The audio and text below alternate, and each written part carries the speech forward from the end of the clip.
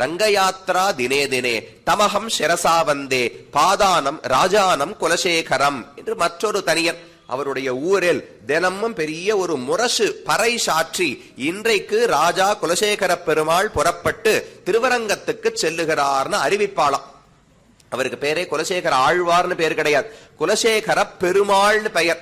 ராமனுக்கு பெருமாள்னு திருநாமம். அவரிடத்தில் இருந்த ஈடுபாட்டின் காரணமாக குலசேகர பெருமாள் இவருக்கும் பெயர் ஏற்பட்டது.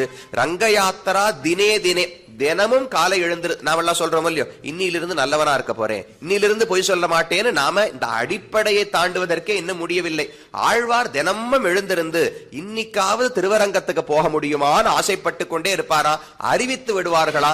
அப்புறம் யாரோ 4 பாகவதர்கள் பக்தர்கள் அரண்மனைக்கு வந்தவுடனே, ஓ பகவானை சேவிப்பதை விட பக்தர்களுக்கு உபச்சாரம் பண்ணுவது முக்கியம் என்று தங்கி விடுவார். சரி நாளைக்கு போகலாம்னு அறிவிப்பு வரும், மறுபடியும் 4 பக்தர்கள் வருவார், மறுபடியும் தங்கி விடுவார். அப்ப 3 பண்புகள் ஆழ்வாருக்கு முக்கியம்.